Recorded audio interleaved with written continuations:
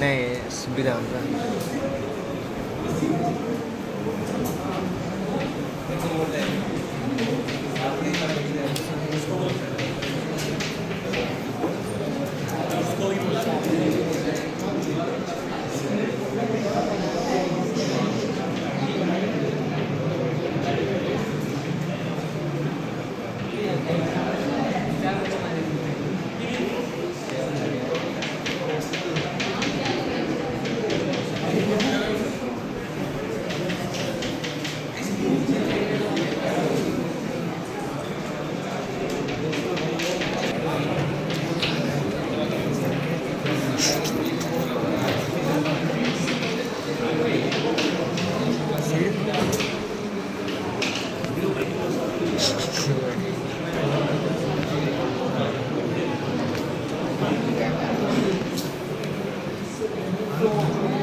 Already we started about talking about the concentration, right?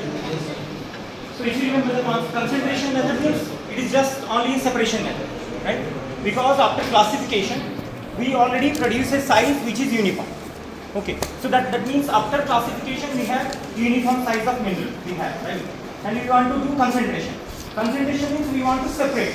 What we want to separate? We want to separate the gangue from the concentrate. Concentrate means those have very large amount of metallic values or concentration of metal is higher in the concentrate. And tailing means that part which is having lot of gangue itself, right? So that means after concentration we will get two things, tailing and concentrate, right?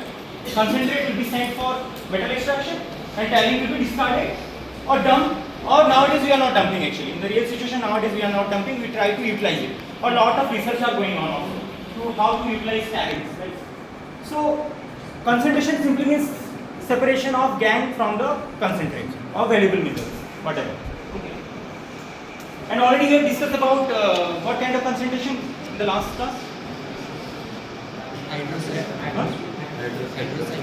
Hydrocyclone is not a concentrator. It's a shaking concentrators, right? Flow film concentrators, shaking table. Yes, sir. And what else we have discussed? Concentration criteria. Concentration criteria also we have discussed. Spiral concentrator, right? Okay, so this is a new concentrator, you can say jigging concentrator, or the process is called jigging, right? But this jigging method is very old method actually. Compared to tabling, compared to your flow film and all, this is a very old technique. And this technique is mostly utilized for beneficiation of coal. Beneficiation of coal, right? Why beneficiation of coal? Because when we dig out the coal from the earth crust, right, that coal will be not having only carbon, it will be having lot of ash also, right? Ash content means lot of silica and alumina will be there. Those are not required for your combustion, right? Because they will not gonna burn. Mostly coal is used for what? To producing electricity in thermal power plant, right? And those are called thermal coals, peat and lignite, right? Thermal coals, or technically we also call non-metallurgical coals. If I am a metallurgist, I can classify the coal into what? Metallurgical coal and non-metallurgical coal. Non-metallurgical coal means I cannot utilize those coals to make coke. So those are non-metallurgical. They can be utilized to generate electricity, to generate power, to generate heat only, heat energy, right? But what are metallurgical coal? Metallurgical coal means those coals which can be converted into coke, and that coke will be utilized for making iron actually. There is a technique called blast furnace iron making. We use blast furnace, and in that blast furnace we basically use coke as a reductant and as a fuel. Can you tell me the difference between coke and coal, anybody? If you have some idea, what is the difference? Carbon percentage, very good. If you see coke have lot of carbon compared to the coke, basically. Why this is? Why coke have more amount of carbon but coal has less amount of carbon? Yeah, you are saying something. What you are saying? More carbon. Sorry, can you repeat? The more carbon. So why they have more carbon? That is my question. Because we are converting coal into coke. Coke never occur in the nature. We are producing coke intentionally, right? By carbonation process. Or that is, if in the school if you have studied, that is destructive distillation. Remember in the chemistry? There is a process called destructive distillation process. We need to heat the coal at high temperature like 900 degree or 1000 degree. So if we heat the coal at 1000 degree for example, and in absence of air, what will happen? Coal will not burn because in absence of air, right? Oxygen will be not there. But what will happen? Because of high temperature, the volatile matter will go gone. All the volatile matters present will be gone, right? The moisture present will be also gone, right? So if the volatile matter will be gone, your moisture content will be gone, right? If you add all the things, they are 100%. So out of 100%, something has gone already. So obviously the carbon percent will increase, right?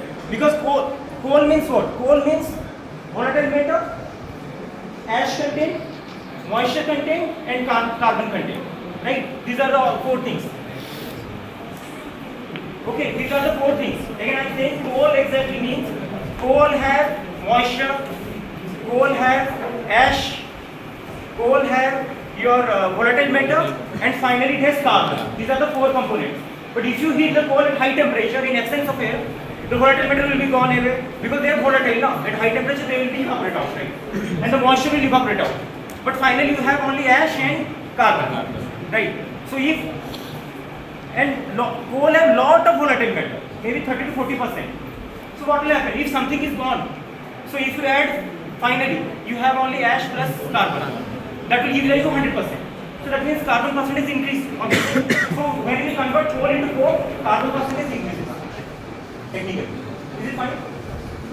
So and if the carbon percentage will increase in the coke, then calorific value will also increase. Calorific value means by burning a unit amount of fuel, you will get more amount of heat energy, right? That is the calorific value. When you heat a unit amount of material and you are generating some energy, that is your calorific value. So coke have high calorific value compared to the coal. Because coal have lot of ash, lot of volatile matter, lot of moisture, right? Those will not gonna burn. Basically, volatile matter is combustible. Anyways, it is okay. And another point is what? Coke is very strong. Actually, coke is very strong. You cannot break it easily. It is not fragile, right? Like coal is fragile. If you strike the coal, it will easily break into pieces. But if you strike the coke, it will not break. It is very strong. That is one of the major reasons we are using coke in the blast furnace iron making. That is one of the main reasons actually. And other reason is that the high calorific value will give more amount of heat energy and all. Right? You understand my point? So, and only coal is metallurgical coal, that is bituminous. You have to remember. This is a very important point. Because we have peat, we have lignite, we have bituminous coal, and we have anthracite coal. These are the four types of coal we have. So, thermal coals are basically peat and lignite. If you go to some dhaba here, right, they are using coal, right, to make food. And those coals are actually thermal coals, peat and lignite, mostly. Maybe somebody is buying anthracite. Anthracite is somewhat expensive because it contains more amount of carbon actually. Maybe people are using. But peat and lignite are thermal coals mostly. If you go to any power plant, they are also using this kind of coal, peat, lignite and anthracite. But bituminous coal they don't use. Bituminous coals are basically for iron making, to make coke. So bituminous coal is the coal which can convert into coke only. So that is called metallurgical coal. Right? So difference between metallurgical coal and non-metallurgical coal, you understood, right? So in interview they ask, what is the difference between metallurgical coal and non-metallurgical coal? But you know India is having very less amount of bituminous coal. So that's why you purchase bituminous coal from the Australia. Australia is our partner. Right? We always work with Australia. We have good relation. Anyway, so Australia is having lot of bituminous coal. But we, India, have lot of peat and lignite. If you go to the Jharia mines, you know this Jharia mines, it is in the Jharkhand I guess now. It was earlier in Bihar, but they are divided now. So Jharia mines, and in West Bengal also, they have lot of coal. Both mostly. So, okay, let me tell you one important point again here. That is very interesting. We buy coal, bituminous coal from Australia for example. But after bringing it, we do blending actually. We do blending because we have to use our coal also, no? So what we do, we bring some metallurgical coal and we mix some non-metallurgical coal and make the final coke, so that we can utilize both. But if you buy only metal, it will be very expensive actually. Obviously, it will be too much expensive, burden, and we cannot utilize our coal itself. So we have to utilize our coal and their coal. So that's why. Anyways, so my point was the ash content in the coal is not good, right? Those are basically silica and aluminum. Okay. ash containing the coal are silica and alumina. They will not take part in the combustion, right? But what will do? They will contaminate the metal which you are going to produce. Suppose you are producing iron by using coal or coke. The ash content, that is alumina and silica, they may get reduced to silicon. Alumina cannot reduce, its reduction temperature is very high, but silica mostly reduced to silicon. Right? So if your ash content in the coal or coke is high, you will end up with metal having more amount of silicon, which is the impurity. Okay. So that means what exactly I mean to say, how I can correlate here. We do beneficiation, or you can say we do processing of coal first before producing coke. So that means we want to remove the gangue. Which one? Alumina and the silica. Right. So mostly jigging process is used to do that. So jigging is one of the concentration process which is mostly used to refine your coal, so that the carbon concentration will increase, but the gangue value will get removed, the silica and alumina. Is it okay? And one interesting point here is, if you measure the density of coal particles and measure the density of silica or alumina particles, can you tell me which one will be higher and which one will be lower? Can you give like in case of mineral processing. See, coal is a organic mineral actually. Coal is an organic mineral, it is a hydrocarbon. Organic means the material having carbon and hydrogen bonding. But whatever we are discussing here are not organic, they are inorganic. Right? Those iron ore, those aluminum, those are actually inorganic. We are talking about inorganic. But since I am talking about coal, so I am discussing this one. Anyways, so my point was, in mineral processing, whatever we are studying, mineral processing of iron ore or any copper ore or any ore, basically. In that case, your gangue is actually always lighter because they are silica and alumina. They are very light. Or you can say the density is very less, or specificity is less. But the main valuable minerals, the iron ore or the copper ore, they are heavier actually, denser, right? But in case of coal, can you tell me, coal is heavier or lighter than silica and alumina? Coal is lighter actually. Coal are carbon, they are very, like they are fine obviously. When you do processing, they become very fine. Also, they are very light. Specific gravity is very less, right? So if you do, for example, if you do hydrocyclone, if you want to use hydrocyclone, so what will happen to the coal and the gangue? The gangue will downflow jayega or yeah, gangue will go as a underflow, and overflow will be your coal. That is just opposite to your inorganic minerals. You understand my point? Because in our mineral processing, mostly the underflow is the heavy minerals, the main important minerals. Right? That is one of the difference. Right? Okay. Anyway. So, okay, you can see the situation. We have a tank, right? This tank is filled with water, right? And these are the different size of minerals and different density of minerals.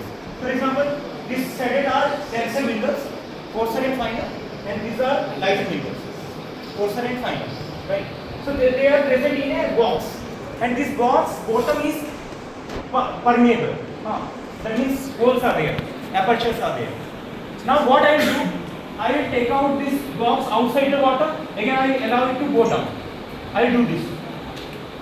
Like for example, just imagine this is a well full of water and you are using a bucket having pores on the bottom and some minerals are in the bucket. So you are taking it out, again you are allowing it to go inside the water. This time you are doing many times, allowing it and taking it out. So what will happen? Can you tell me? So that means it is a similar situation to that of classification, if you remember. Classification is having water, right, and minerals, and they acquire different velocity, of course. So that means the moment you will allow it to go inside the water, so water will start filling this. So water motion will be upward, of course. Water will fill. So what will happen? It will allow the mineral to open up. It will expand actually. Earlier they will be sitting here continuously, but they will get expanded. The moment the water will start filling, okay, it will get expanded. So then the moment you will take it out, the water will drain out into the well again. If you take it out, all the water will come out. So it is a hindered settling. If you remember, I told hindered settling, because this is not a free settling condition now. Because water is coming out, so water is also taking all the minerals down also, right? It will allow the mineral to settle down. So that means the minerals which are denser, they will acquire more terminal velocity. That is advantageous because water is draining out, right? So similarly, if this is the situation, at the end, what will happen? Can you draw it? Let me see. Can you draw it the situation? After doing this many times, what will happen? Try to draw it. Let me see. Use your mind. Yeah. Sir force particle रह जाएगा. To draw it, I have to see. Just use your mind. But situation is see. The situation is I am giving some hint. Different size is there also. Different size, so that is also matter. And another point I would like to tell the when it is getting expanded, you are having lot of spaces now. Some particle can move down also, and when they will sit also, some voids will be also there between the particles. So something may also happen. Just see. Can you draw it? What is the final situation? After doing it many times, how they will sit? Just try to do it.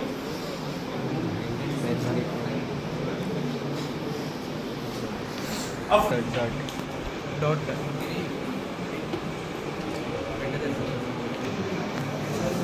Sir outside क्या होगा? बाहर. See, this part is actually what? Denser particle. And this part is actually lighter. So this you understood. Those minerals which are denser, they will enter more terminal velocity or more settling velocity, they will settle fast. And the particles which are lighter, they will enter less terminal velocity or less settling, they will remain at the top. But the point is, size also matters if you remember, right? If you are considering bigger size particle and smaller size particle, the bigger size particle always enter more terminal velocity, or it settle at a faster rate, right? But lighter particles always settle at, but there is some difference here now. How this is the difference? But there is some difference, right? The screen is done. Because they have voids now in between the particles, they have interstitial voids. So if you do many times, what happens? The smaller particles will pass away this interstitial void and go to the bottom. Otherwise, it will not never happen. This situation will never arise. Actually, real situation, if you imagine, this should be at the top, no? This should be at the top, actually. Finer at the top. Right? Similarly, these things should be at the top, right? Set it on. But situation is different. So that is actually called interstitial crippling effect. Sir screen से कोई नीचे नहीं आएगा. Yeah, the point, that is good question. The point is, it depends upon the aperture size. So in this condition, the aperture size is very small. It will allow the water only to pass away, not the particles. This is the situation. You understand my point? The aperture size is very small, very fine. All the particles present are actually larger or closer than this size of the space. Okay. Fine. So actually that is called interstitial trickling effect. So basically in the jigging it happens most of the time. The particles which are finer, very small, they will go through the interstitial voids and reach to the bottom at the end of the process. Basically denser one. Okay, fine. So this is okay, fine. You have to remember this kind of jigging is actually what we are keeping the water constant, but allowing this ore blocks to go inside and come out. Okay. So here water is fixed. We are just moving this one. Okay. And the moment we are dipping it into the water, what is happening to the particles? They are getting expanded, and that process is called dilation. You have to remember dilation. Dilation stroke.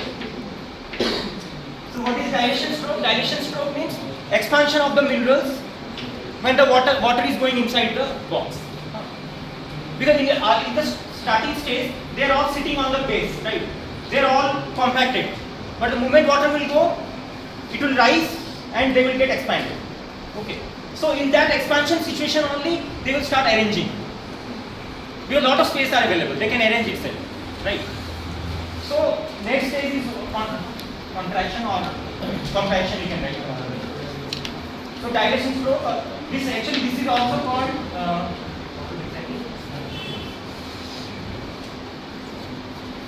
It's called pulsion.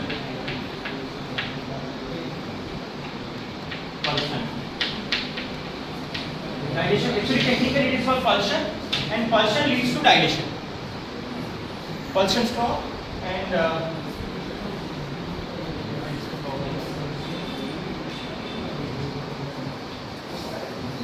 this is fine.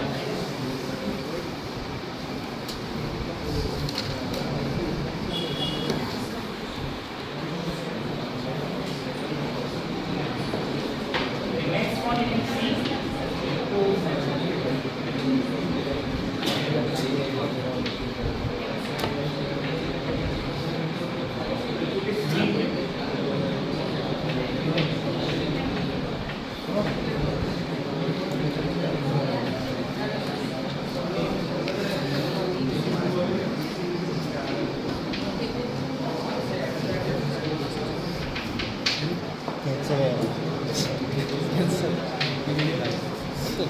હવે બધી અરે C વાત કામ કર્યા આપણે એટલે કેટલા class વગર alarm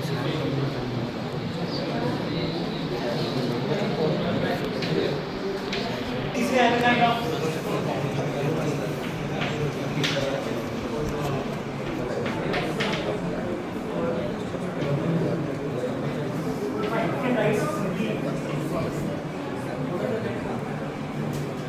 so see, this is one kind of jig, but in this jig something is different. We have added one more important point, that is ragging bed.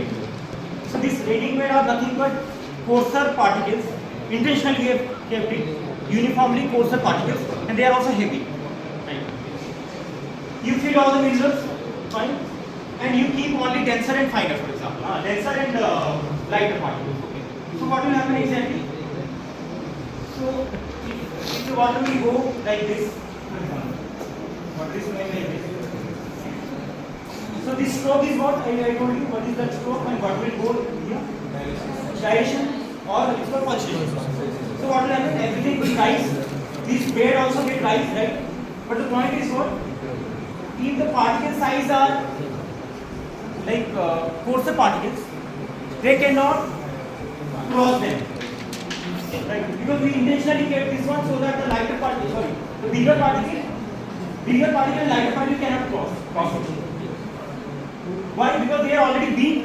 This ragging material is already big and denser, so they will settle fast. So finally, what will happen? The lighter particle will pass through this. Okay. It's an overflow, or that is called your tanning smoke. But the particles which are small compared to these ragging materials and smaller than this openings, they are denser also. They will pass away to the bottom. And this is actually called hunch.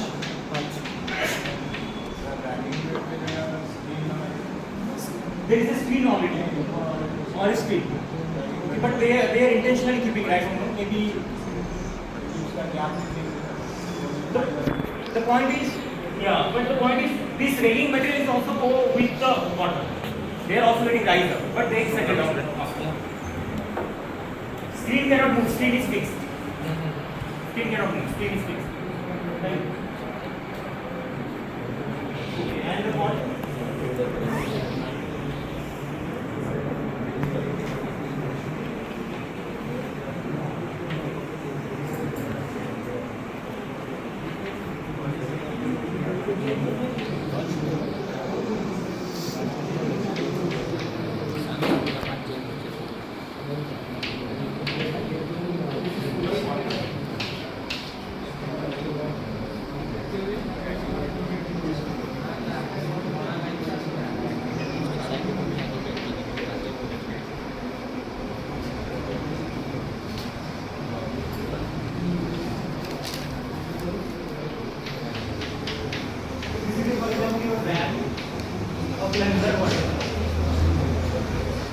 Here there will be a valve.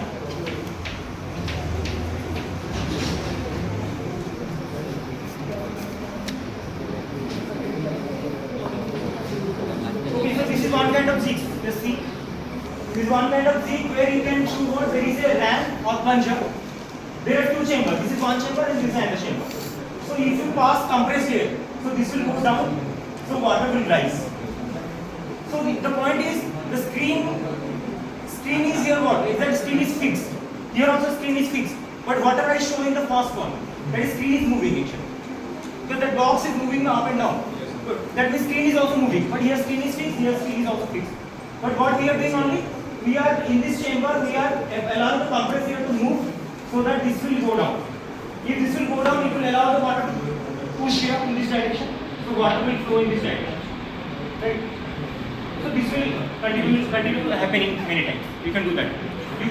You compress it and again release it. Again compress it and release it. Like this way you can do many times. Okay? So finally what will happen, if the particle size is heavy and small, they will pass near the screen, and the particles which are lighter, they will remain on the screen or they can come out. Depending on the situation, whatever you want. Or either they will remain on the screen itself. Okay, fine. We will discuss in the coming lecture about in the details.